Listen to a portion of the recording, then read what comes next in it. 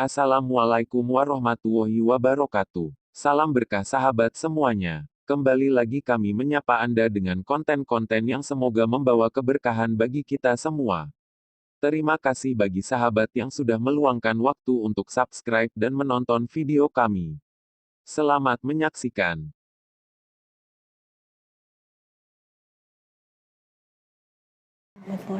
Oke, sahabat N Online, di sini kita di segmen yang ketiga ini masih bersama dengan Ning Firda. Masih ada beberapa pertanyaan, tapi mungkin ini yang segmen ketiga ini ya, Ning, karena yang terakhir. Terakhir untuk hari ini. Bagaimana hukum memaksa pasangan berhubungan badan meski sudah menolak, atau yang sering muncul sekarang ini adalah marital rape ya, atau pemerkosaan dalam rumah tangga. Nah, bagaimana ini nih? Oke, kalau bahas ini agak sensitif ya, tapi bismillah, yuk mari kita bahas. Oke, bismillahirrahmanirrahim. Memang dalam kasus pemaksaan berhubungan badan ini sering sekali kita mendengarkan istilah marital rape, yaitu pemerkosaan dalam rumah tangga. Pemaksaan atau pemerkosaan oleh istri ke suami ataupun sebaliknya oleh istri kepada suami. Loh, apakah ada? Ya ada ini. Karena pada dasarnya yang namanya berhubungan seksual itu perlu adanya konsen atau kesepakatan dari kedua pasangan. Bukan salah satu mau, salah satunya enggak. Jadi keduanya harus sama-sama mau. Kalau yang satunya menolak, kemudian yang satu memaksa, itu udah masuk namanya marital rape. Dan itu udah diatur di undang-undang loh ya. Kemudian kalau menurut lembaga fatwa Mesir, Darul Ifta itu mengungkapkan para ulama berbeda pandangan ya dalam membahas yang namanya pemerkosaan dalam pernikahan. Namun lembaga fatwa Mesir ini berpandangan bahwasanya pemerkosaan dalam pernikahan itu terjadi ketika pertama, suami meminta istrinya berhubungan seksual selama periode menstruasi. Kan kita sudah tahu ya, ketika perempuan, istri sedang menstruasi, ini kan tidak boleh untuk diajak berhubungan badan. Itu sudah dijelaskan di Al-Baqarah ayat 222 kan, yang wayas alunaka anil mahid itu kan, itu sudah dijelaskan. Kemudian yang kedua, marital rape itu juga terjadi ketika ada pemaksaan dari pasangan untuk berada dalam posisi seksual yang tidak normal. Ngapunten, misal anal. Anal seks itu kan ngapunten dari lubang belakang. Nah, ini juga termasuk marital rape ya, pemaksaan. Kemudian memaksa berhubungan selama jam-jam puasa di bulan Ramadan ya, dipaksa. Kan itu akan membayar kafarat nanti kan. Nah, ini kafaratnya kan nggak boleh, kamu cuma bayar kafarat toh. Jadi memang kalau dulu pertama memerdekakan budak, karena tidak ada budak, akhirnya harus puasa 2 bulan berturut-turut.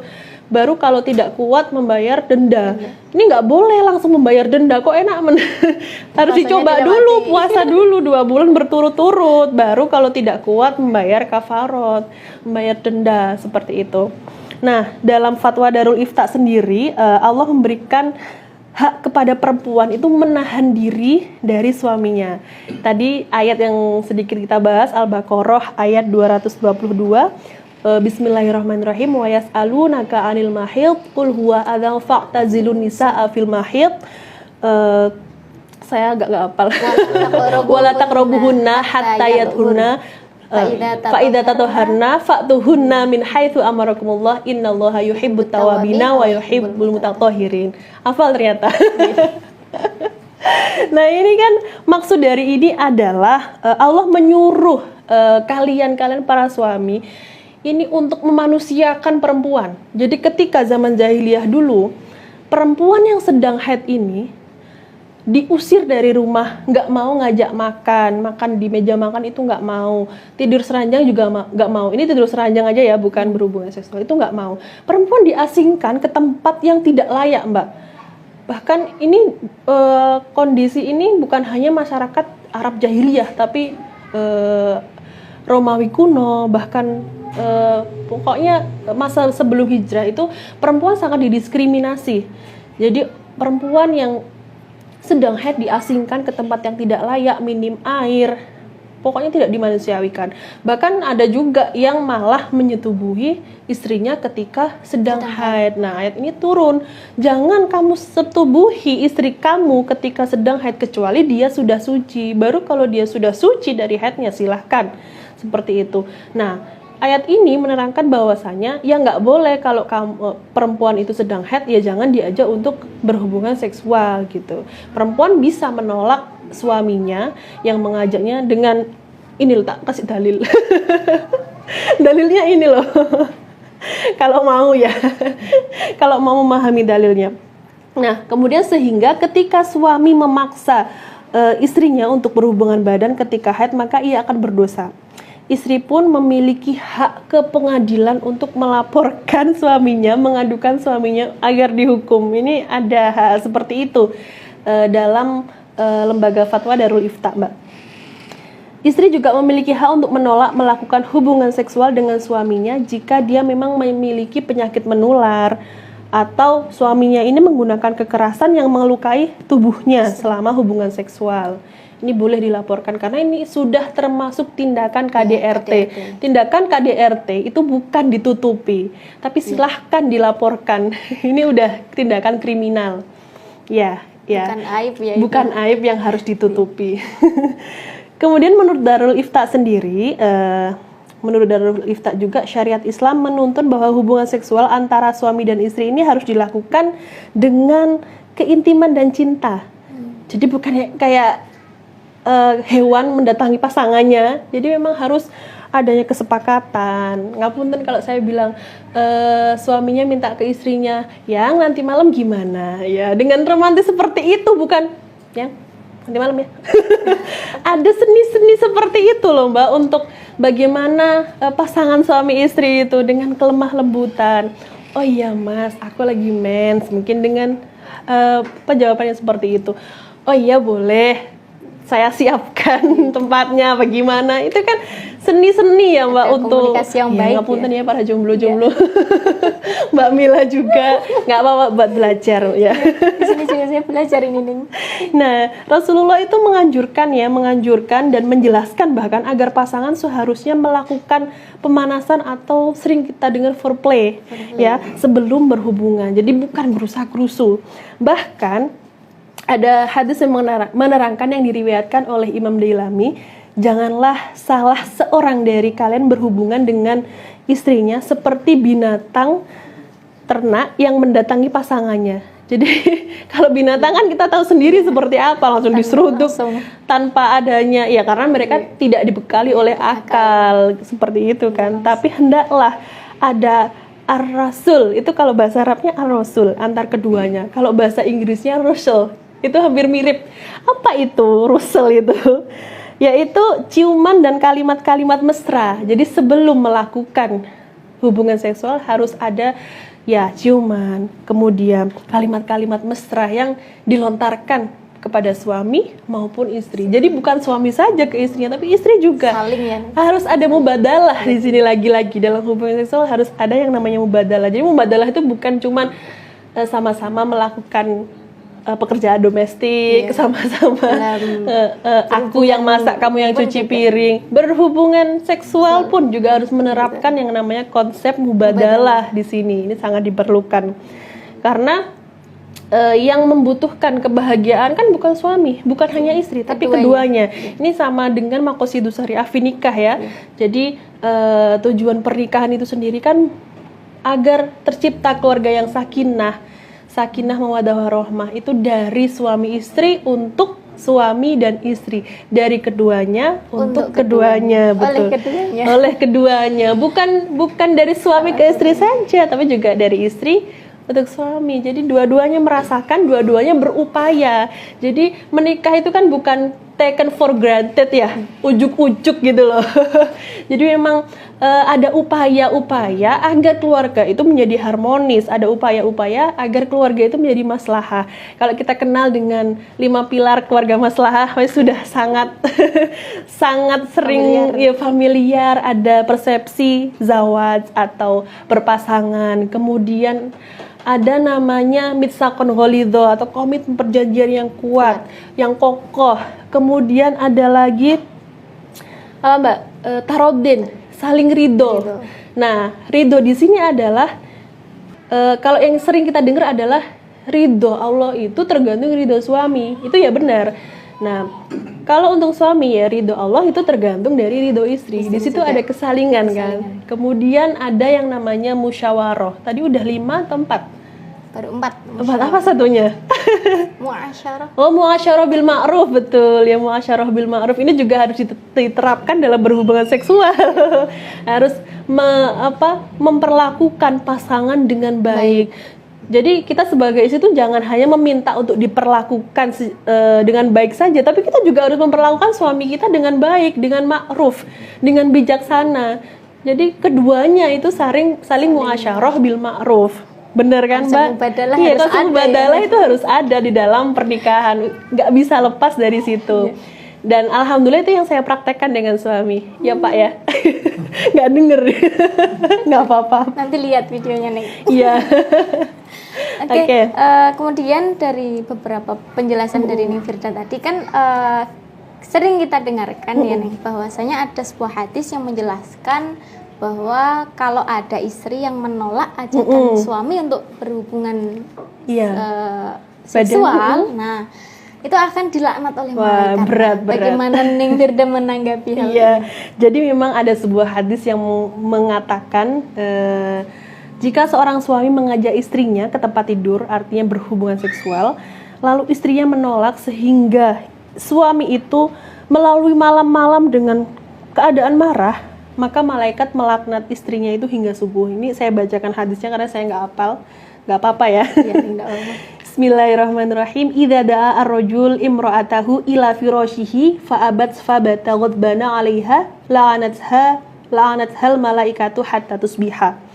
Artinya tadi, kalau ada suami yang mengajak istrinya untuk berhubungan seksual lalu istrinya menolak sehingga suami itu tidur melalui malamnya dalam keadaan marah, maka malaikat melaknat istrinya itu hingga subuh.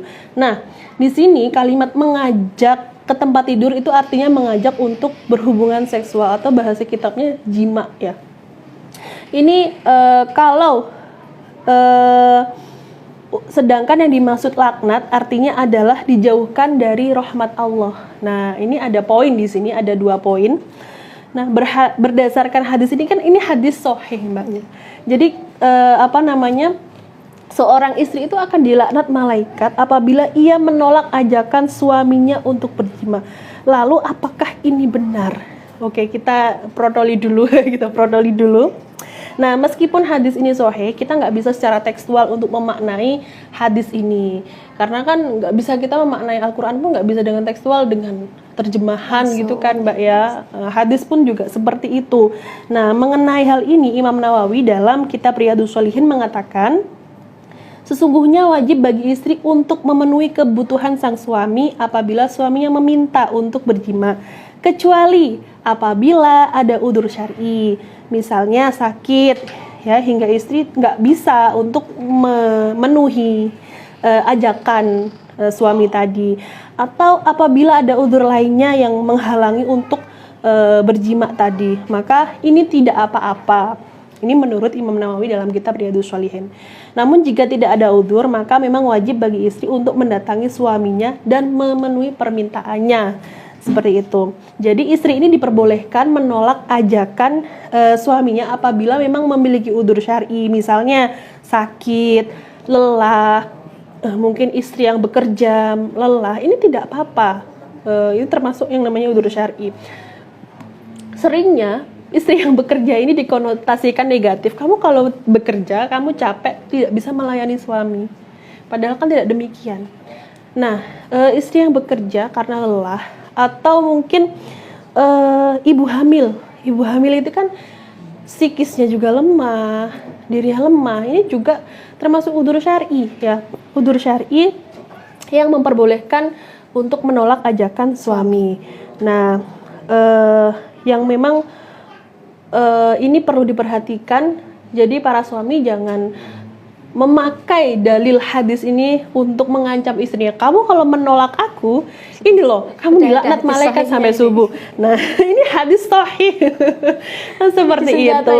Nah, terus istrinya lebih pintar lagi. Mas, jadi ini loh, kalau kata Imam Nawawi dalam Riyadhus Shalihin itu seperti ini. Jadi memang ada udzur syar'i, sakit, lelah fisik, kemudian lelah secara psikis, seperti itu adalah termasuk udzur syar'i. Atau mungkin suaminya meminta dengan kasar. Itu apa namanya? Itu kan bukan termasuk muasyarah bil ma'ruf, Mbak. Iya. Kalau dengan kasar seperti itu. Nah, yang memang di sini ditekankan adalah malaikat itu akan melaknat jika memang sang suami marah dan tidak ridho kepada sang istri.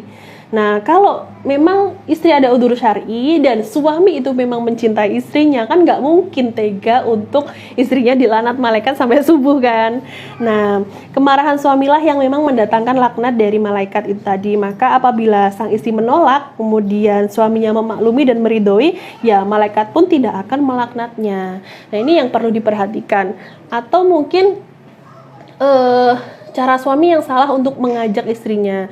Nah, yang dilaknat itu juga kalau suami bilang ke istri udah baik-baik, deh ayo dong kita berhubungan seksual misalnya. Terus istri dengan lantangnya enggak males. Nah, itu juga yang tanpa ada alasan. Iya, tanpa ada alasan dan jawabannya malah menyakiti hati suami. Itu akan juga mungkin bisa dilaknat malaikat hingga subuh seperti itu. Karena di sini balik lagi namanya komunikasi itu sangat penting ya, bahasa dan tutur kata ya, akhlak lah, adab lah di sini sangat penting. Itu juga menjadi penyebab keharmonisan dalam rumah tangga kan Mbak Mila nggih. Seperti itu. Nah, lalu ini bagaimana kalau kebalikannya, sang istri yang menginginkan berhubungan seksual, iya, sedangkan suami menolak, apakah ada? Ada. Apakah suami juga dilaknat malaikat? Ini yang kembali lagi pada poin tadi yang didawuhkan sama Imam Nawawi, ini juga bisa dipakai. Jadi seorang suami juga harus memenuhi hasrat seorang istri, karena nafkah yang harus diberikan kepada istri oleh suami kan memang nafkah dohir dan batin, bukan hanya nafkah rumah tangga saja, uang atau kebutuhan fisik lah, batin pun harus dipenuhi. Kemudian Imam Nawawi berkata, sebagaimana hak suami atau istri, begitu pula sebagaimana hak suami atas istri, begitu pula suami apabila ia melihat istrinya menginginkan istimta atau bersenang-senang, maka dia harus memenuhinya. Ini para suami, jangan jangan berpikir yang bisa dilaknat malaikat hanya istri saja ketika menolak tanpa ada udzur. Laki-laki pun juga seperti itu. Misalkan, ntar dulu aku masih main game. Hati-hati itu. Ini kayaknya sering terjadi gak sih? Tanpa berpikir, aku kan aman, aku gak akan dilaknat sama malaikat kayak gitu kan. Nah, ini yang perlu diperhatikan. Suami juga bisa, iya, jangan menyepelekan hal-hal seperti ini. Nah, apabila ilat dari laknat tadi itu adalah keridoan pasangan, nah suami juga gitu. Kalau istrinya gak ridho dengan diajak baik-baik, kemudian dia menolak dengan tanpa adanya udzur dan malah ngomong kasar lagi, terus istrinya marah, nggak ridho, akhirnya kan juga dilaknat ya Mbak. Kalau istrinya ridho, oh mungkin suamiku lagi lelah habis kerja. Kalau istrinya ridho, insya Allah malaikat juga paham lah ya. Seperti itu. Nah, suami istri ini kan harus saling memperlakukan pasangannya dengan ma'ruf, dengan baik. Tidak berlaku semena-mena memaksakan pasangan untuk memenuhi keinginan hasrat seksualnya saja. Jadi memang harus saling mengerti kondisi fisik dan psikis dari pasangannya, seperti itu. Jadi udzur syar'i di sini bukan hanya lelah capek karena habis bekerja fisik saja, tapi lelah psikis juga. Seperti halnya ibu hamil tadi. Itu kan lelah juga psikisnya, komunikasi tadi ya. Komunikasi atau musyawarah. Balik lagi sama 5 pilar pernikahan tadi, harus adanya musyawarah gitu. Nah, salah satu prinsip dari pernikahan tadi adalah muasyarah bil ma'ruf. Jadi sehingga kalau kita sudah menetapkan atau mengimplementasikan yang namanya muasyarah bil ma'ruf, kejadian-kejadian dilaknat malaikat insya Allah tidak ada. Karena dengan baik-baik tadi. Iya, betul, ada dengan paksaan baik-baik. keduanya. Jadi kesimpulannya adalah bagaimana hukum mengajak pasangan, ini baik suami atau istri, untuk berhubungan seksual meskipun sudah menolak. Jadi hukumnya adalah haram ketika apa tadi? Ketika tidak ada udzur syar'i, seperti itu. Jadi mungkin bisa diambil kesimpulan Mbak Mila ya dengan obrolan kita tadi. Oke. Buat teman-teman yang menyimak di rumah dan buat netizen yang bertanya, ingat, suami juga berpotensi mendapatkan laknat dari malaikat hingga subuh jika Ketika menolak ajakan istri tanpa adanya adanya udzur. Oke, terima kasih Ning Firda atas Iya, penjelasannya. udah lelah ini Mbak Mila. Jadi untuk hukum memaksa pasangan berhubungan badan mesti sudah menolak, atau bahasanya tadi ya Marital rape atau pemerkosaan dalam rumah tangga. Nah, ini hukumnya adalah haram ketika tidak ada alasan atau tidak ada udzur secara syar'i, baik karena sakit ataupun karena psikis dan lain sebagainya tadi. Oke, pemirsa online dimanapun Anda berada, demikian penjelasan dari Ning Firda berkaitan dengan marital rape atau pemerkosaan dalam rumah tangga. Semoga apa yang telah dijelaskan oleh Ning Firda tadi bermanfaat bagi kita semua. Terima kasih, sekian dari kami. Wassalamualaikum warahmatullahi wabarakatuh.